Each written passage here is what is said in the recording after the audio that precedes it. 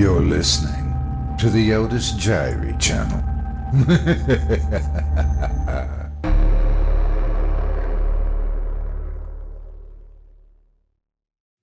I have a very strange curse, but I think I'm making the best of it. By Matt DYMERSKI, narrated by Otis Jiry. You could say I've always been a bit of a miser. The thing is, it's not money that I pinch, it's time. Ever since I was a boy, I've made it a priority to spend my time as efficiently as possible. Build a sandcastle for 5 minutes, play 2 rounds of tag in 10 minutes, rest 3 minutes. Fun complete, time for chores. Needless to say, the other kids found me rather odd, but I didn't let that stop me. Once I was a little older, I got a job as soon as I could and poured all my time into working. With the inherent ethic that I had, it was easy to impress my managers. Even at my young age, I was surely in line for a promotion. Except I worked day in and day out, and the first promotion came and went. They gave it to the new guy who laughed a lot, talked loudly and inappropriately, and went out for drinks with him often. No big deal, I thought. It was an obvious case of favoritism. Makes sense. I'll wait for the next. Of course, as we all know, the Depression hit and the promotions stopped being a thing. I took a second job at a deli to increase my chances of getting somewhere, and began working 80 hours a week, all with the extreme efficiency I'd always applied to everything in my life. I was slowly getting more and more tired, yes, but I often got impressed comments from my managers. Years went by, as we all know, and the economy never got better. Still, life had to go on eventually, and promotions began happening again as those higher up moved on in various ways. I was passed over again several times at both jobs. A cold bitterness began gnawing at the back of my tired eyes as I hustled and bustled each day. I could blame someone, perhaps. I could be angry or resentful like my coworkers, or I could work even harder. I began working overtime at both jobs and sleeping less. To say I was dead tired would be an understatement, but nobody noticed, given my carefully calculated work habits and efficiency. Then it happened. "Keep this up, and you're next in line for a promotion," my manager said offhandedly on one chilly Friday evening. I smiled and nodded, and secretly burned with hope and rage. It was what I wanted, but how could I possibly keep this up? I could feel my body and mind falling apart as the exhaustion deepened in every fiber and nerve. A customer overheard the exchange. "You look tired," the old woman said, coming up to the deli counter. I looked down at her, hunched and wizened. She looked far too old to be wandering about on her own. She was dressed in a distinctive foreign style, but I couldn't quite pin down which one. She turned her milky blue eyes up at me and held out her hand. "Take this. Does me no good now. No children, and not long for this world. You seem like a nice young man." I took the object from her, a small green gem, maybe half an inch across, cut with many facets. It glittered darkly in the store's light. I thought I saw a small pulsing object embedded within, but it might have just been a trick of the internal reflections. "I can't take this," I told her, eyes wide. "It's against company policy." "Not worth any money," she said. "You can take it. It helps you." Helps me? The skin around her mouth was the color and consistency of aged parchment, and I stared as it moved. Her lips curled up in a weak smile. "Tell it what you want, then make cut in your skin and put it inside." I recoiled. "That's disgusting." She squeezed my hand around the gem, smiled one more time, and then hobbled off. Desperation can do odd things to a man. It can take away his fear and give him a false bravery. I stared at the gem for the next few days, mesmerized by its emerald inner glow and by the possibility of her claims. I washed it with rubbing alcohol once or twice, just to make sure it was clean. Had it been inside someone else before? I put the gem away, intending to sell it, until a comment from my other boss set me off. "Keep up the hours, and you'll go places." He meant it in good faith, but I could only nod, my heart burning.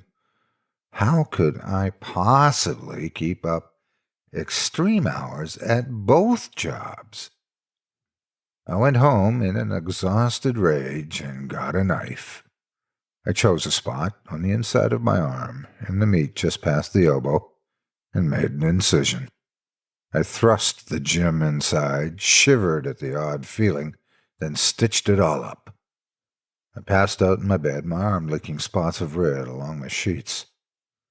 Of course, I felt like an idiot when I finally woke up.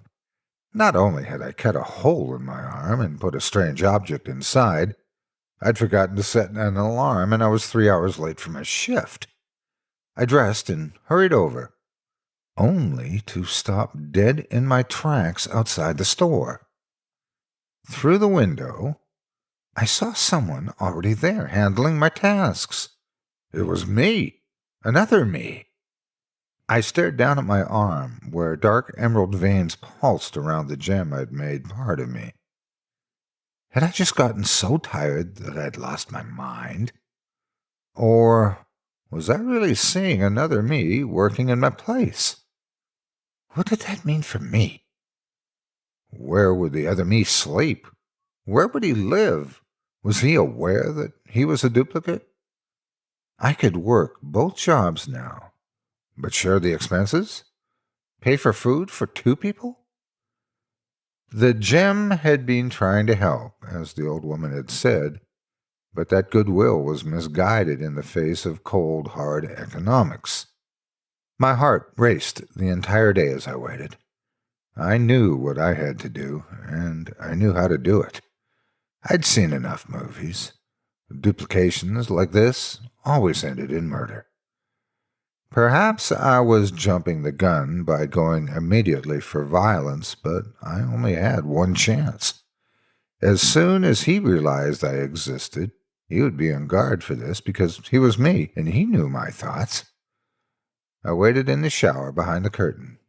I knew myself, so I knew he would come in and nervously eye the closed curtains as he always did. I never really thought someone was behind it, but God, what if there was? I always slid it open before I brushed my teeth just to make sure. This time, he finally found something. I leapt forward with the hammer as he pulled back the curtains, and his forehead crumpled in and around the metal head. He fell to the floor, twitching and staring up at me in confusion, but a few more squelching blows put a stop to that. I dragged his body to the loose floorboards under my kitchen area and hid him in the 4-foot-high crawl space I'd found underneath. A few chemicals I'd learned of on the internet would take care of the smell, and that was that. Except for the bloodstain on the bathroom floor and the splatter on the curtain, which I threw out, there was no evidence my duplicate had ever existed. I scrubbed away at the stain, took a shower, and then passed out, relieved. I awoke before my alarm at 6:59, just in time to see another me appear in the other half of the bed. He didn't stand a chance. I grabbed the hammer from the nightstand and slammed it into him repeatedly before he even had a moment to comprehend what was happening. No, wait!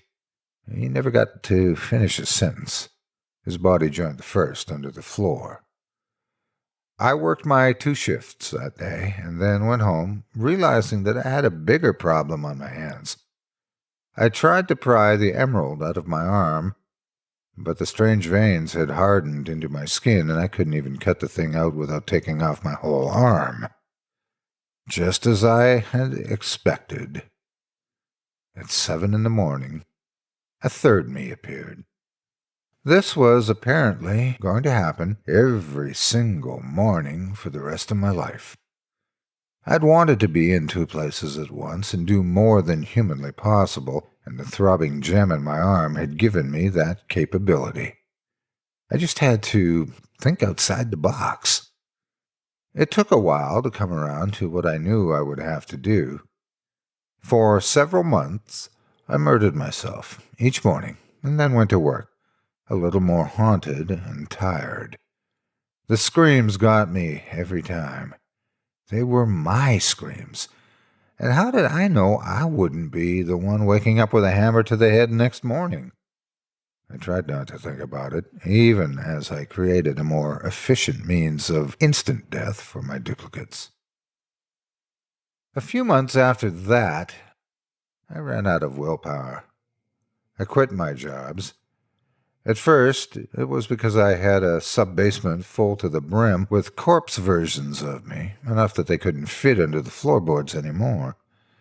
Then it was because I was selling the duplicate set of clothes that came with them each day and living off that money.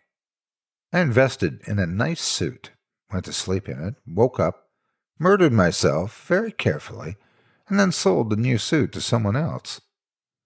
When my buyers started asking questions, I had to go legitimate and open a business. Only I didn't sell suits. I didn't have enough inventory for that. I could only produce 1 set of clothes a day, and that would never be enough. So I innovated. I already worked at the deli, so I used that experience. Now, I run the most popular butcher shop on the west side. You should come by and check us out sometime. We're having a sale. The best cuts are half off, and the meat is sourced entirely locally.